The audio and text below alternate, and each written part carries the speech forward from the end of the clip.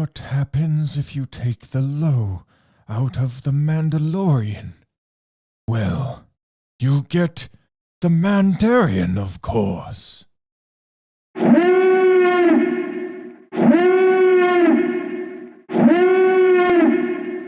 Sakuragar.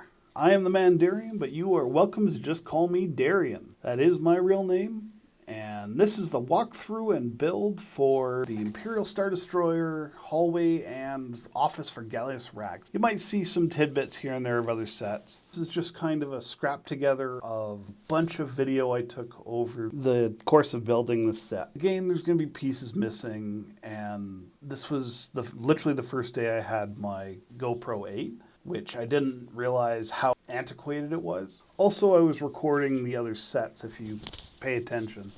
So we were jumping between this and the cockpit for the DX9. It was a little weird, and I had to splice some of the video from one thing to another. I also kept having people interrupting me while I was trying to set up the camera, so you get a terrible shot like this, because I wasn't really paying that much attention. We were trying to get quite a lot of work done very quick to meet our deadline. Here you get to see a bunch of guys that I never saw before or after on any of the builds. They worked pretty good. The gentleman on the ladder there, I don't remember his name, but he was a really cool guy. We had some great conversations, and he was the stills photographer for Chapter 3. Here's Marco putting the wall together on the right-hand side. We'll be jumping all over the place. These are just slats that we had figured out the order of, following marks on the floor. Everything's got to be pretty accurate because we've pre-built several of these pieces, and they really need to go into the most precise position. I'm just going to do a little walkthrough, show progress more or less. I like to do these because I'm not always there when things happen. So if they decide to do a bunch on a set when I'm at my day job, you kind of get an idea of how it jumped. So currently I'm just trying to get the wall into the right position. There's marks on the floor. They're trying to steady it because every time I jerk the wall a bit, and it's really heavy, it wants to come down on top of me because the only thing that's holding it up is that brace right in front of the camera. It's got no weight on it currently because we want to move it.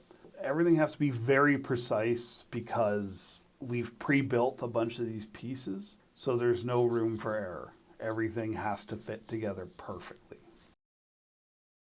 And here's where I learned not to put a GoPro at waist level. This is probably the worst place to put this on set.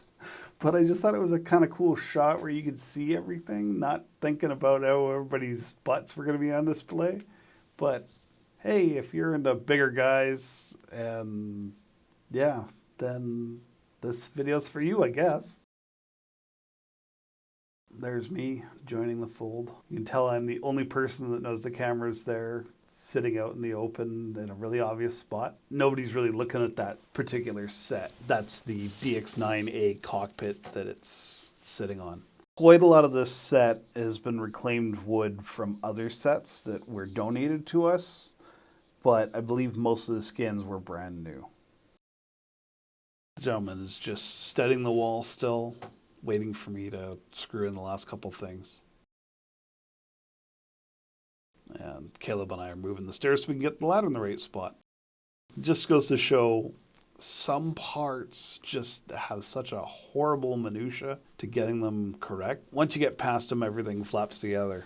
We probably spent more time on this corner of the office than we did on the rest of the hall, not including the floor. So that thing that Caleb just put on the back of the set there, that's a sandbag weight, and it holds the set steady in case somebody presses against it because the set is so light, it can wiggle super easily. You know, it's funny going back watching this video 3 years later. It's amazing how much more I did on this than I remembered. I still was primarily there for brute force and ignorance, but it's kind of cool to actually see that I finally got to pick up some tools and do something real for a change. Now, I'm not sure who actually designed this set, but Caleb definitely had a big hand in how to make it function in all the different ways we need, because this curved wall that we're currently building turns into a straight wall to be one of the hallways in the Imperial Star Destroyer. Unfortunately, there's no finished video of any of this stuff, at least on my end, because I wasn't invited to set for any of the filming of this. I happened to just walk in one day when I was at work because one of our suppliers is right across the street from the studio. So occasionally I'll take my coffee and just go visit Caleb or whoever happens to be in the studio if they're there. So I walked in during filming. That's what you saw at the beginning there. I wasn't even supposed to be there, didn't know they were filming, just happy go lucky happenstance. Also, there was one night I happened to be in Langley near where the studio was, and I sent Aaron Harrison, I sent him a message, and he was like, oh, come meet Mark Meir. He's my buddy.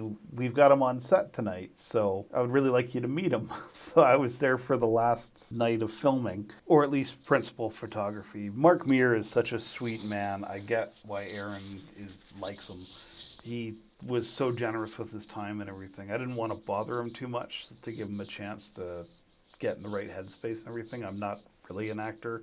I have acted, but never anything serious. Oh, you get to see a little bit of the memorial set here. If you look to the right, that weird desk thing is the altar that they put the candles on, and it sits in front of a digital set with two giant pillars that have all the names of the people that died during the Death Stars. Canon, anyways. In actual reality, I believe it's our Patreon's names, but I'm not actually sure, so don't take my word for that. So yeah, this is the end of putting these pieces together. It took quite a bit more than I filmed here, but, you know, we do the best with what we got. There also was a roof to modify the lighting. It was quite the process. I think all of my batteries had died by then. I don't really remember because this is going back about 3 years now, I want to say. And it was over the course of a few weeks. I know it kind of looks like one day. Most of the work that you've seen here was done in one day. Oh, there's Richie, the master painter. Man, this guy's got a talent. These are actually some of the roof panels I was just talking about. I believe, anyways. I'm like 90% sure. It's hard to remember. Oh, and here's us putting on the door at the end of the hall. This end actually, so the reason there's such a wide footprint for such a narrow hall is because this actually doubled as Star Destroyer control booth idea. You can see Andy, one of the directors and producers and cinematographers. He's actually in that scene. He's got a beautiful ginger mustache. So this set actually was 3 different sets if you really get into it. I don't even think I took video of that control panel, so if I can find some, I'll throw it up at some point. But I didn't even get a video of Gallius Rax's desk in this office, which was the main part of why we built this whole thing. So, oops. But yeah, here we go.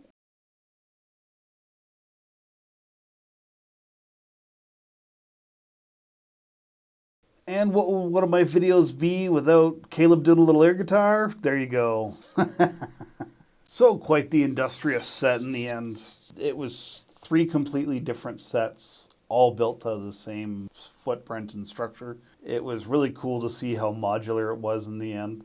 We really did get the best bang for our buck possible. If you're building your own sets, this is the idea. This is where you should be aiming.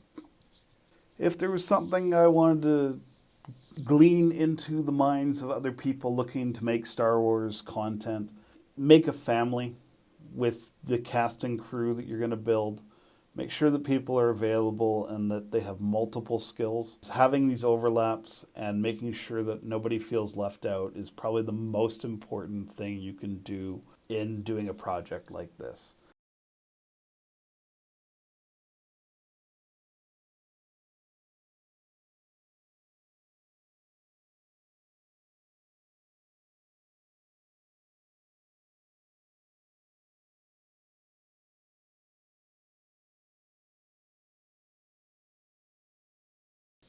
And we got Andy up on the scissor lift. He's just screwing in the top to make sure that everything's stable and straight. It's something you really need to do from above. Otherwise, it just kind of looks funny, but you can't really tell from any other place. So that's what he's up to there. This is just before we start putting on the roof.